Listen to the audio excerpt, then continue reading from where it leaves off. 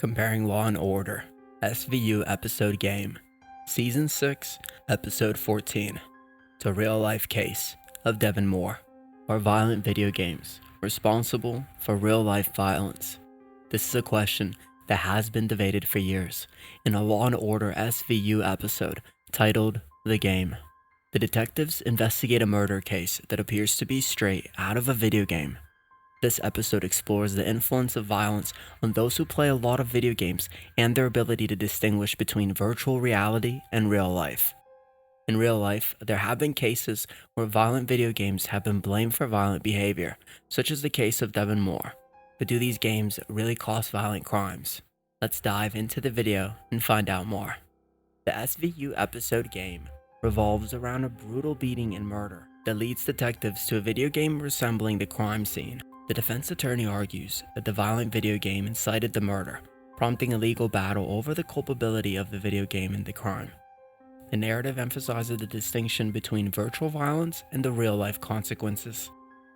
In Alabama, during a cold February 2004, the attention was captured by the intriguing story of Devin Moore.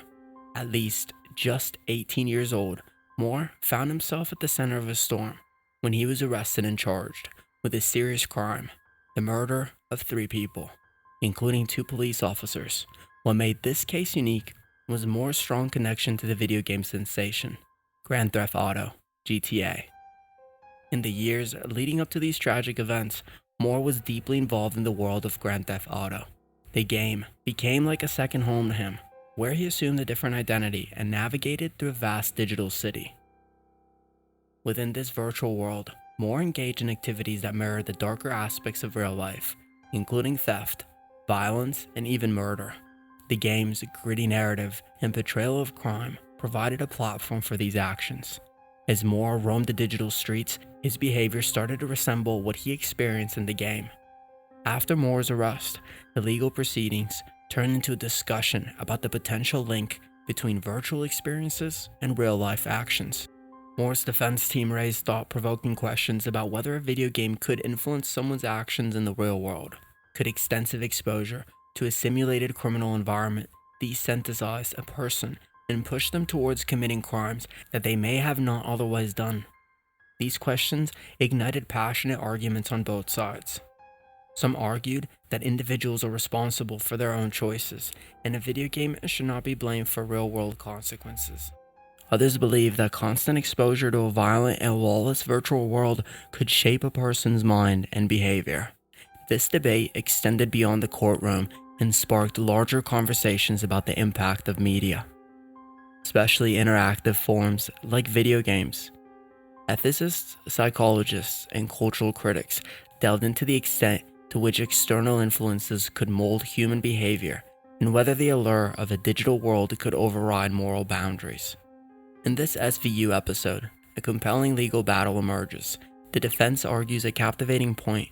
They say a violent video game called Intend City could have driven criminals to commit a brutal crime.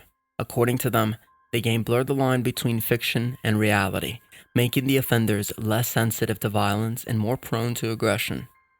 The prosecution strongly disagrees. They acknowledge that external influences matter, but they firmly believe that individuals are ultimately responsible for their own actions. They say blaming a video game simplifies the complex mix of factors that lead to criminal behavior. Throughout the episode, the impact of media on human actions takes center stage. The show raises important questions about how much media really influences us and where personal responsibility lies. As the story unfolds, it becomes clear that the connection between media and crime isn't straightforward.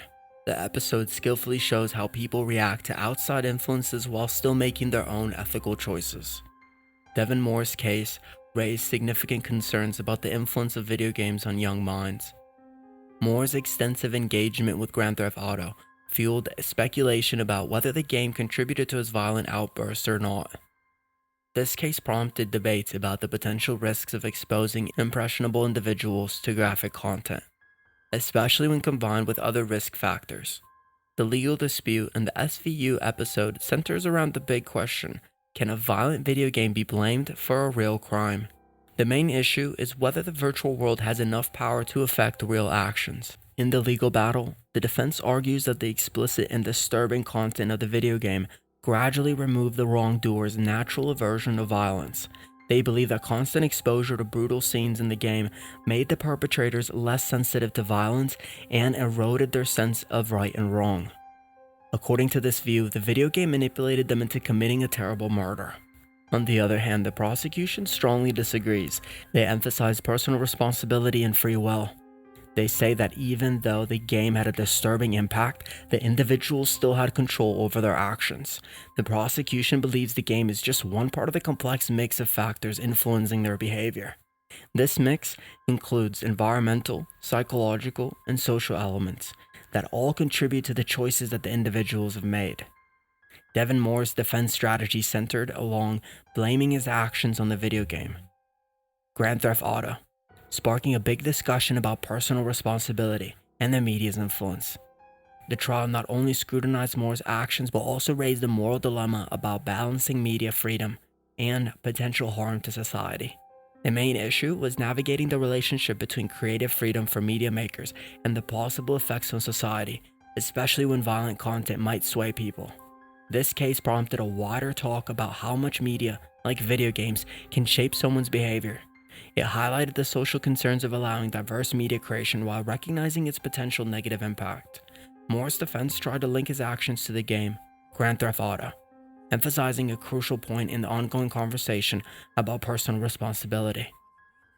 The role of media, and finding a balance between them as technology keeps changing how we're influenced. This case highlighted the need for careful exploration of the ethical aspects of media's influence, especially when virtual and real-life boundaries blur. In the SVU episode, those who committed wrongs are found guilty despite using the video game as an excuse. The episode skillfully explores the balance between fantasy and reality, showing how choices have consequences. This episode contributes to the ongoing discussion about the media's impact on behavior. It delves into human psychology, warning viewers about the link between virtual simulations and real actions. By examining the aftermath of the character's deed, the episode raises questions about blaming external factors. In a time where the media's influence on behavior is debated, this episode is relevant. It sparks talks about digital content and how it affects real-world attitudes. As media becomes more integrated into our lives, the episode prompts viewers to think about the line between entertainment and ethical concerns. Devin Moore's legal journey reached its peak with his conviction for the terrible murders that he committed. However, his case didn't establish a direct precedent holding video games solely accountable for causing his criminal act.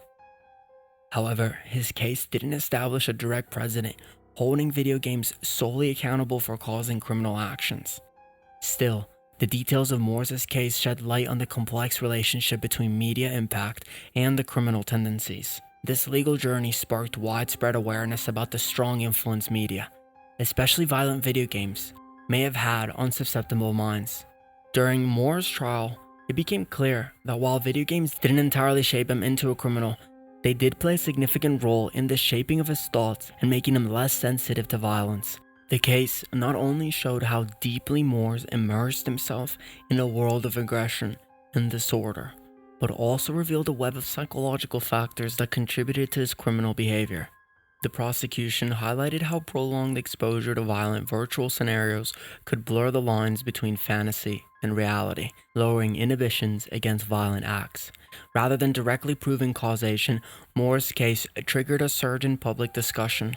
It sparked heated debates that resonated in legislatures and community meetings, prompting a reconsideration of age restrictions for violent video games. Concerned parents, educators, psychologists, and policymakers grappled with balancing freedom of expression and safeguarding young minds from negative influences. In this intricate exchange of ideas, the case showcased the intricate nature of human behavior.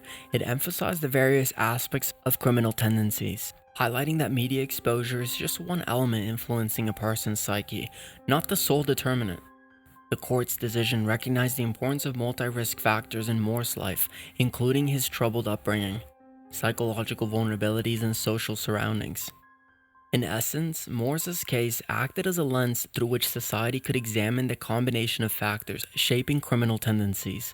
It triggered a shift in how we perceive the complex interplay between media, psychology, and criminal conduct. The comprehensive legal process highlighted the need to understand and address criminality, and address criminality in a holistic way, considering the array of influences contributing to the development of a criminal mindset.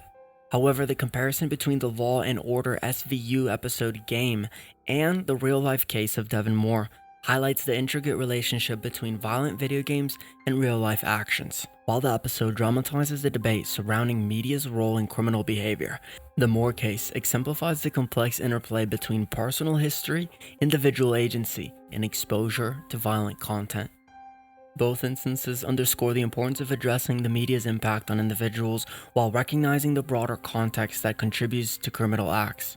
As society continues to grapple with these issues, the balance between media freedom and safeguarding against potential harm remains a challenge. Thank you for joining us in this thought-provoking exploration. Remember to subscribe and hit that notification bell so you won't miss a moment of our captivating content.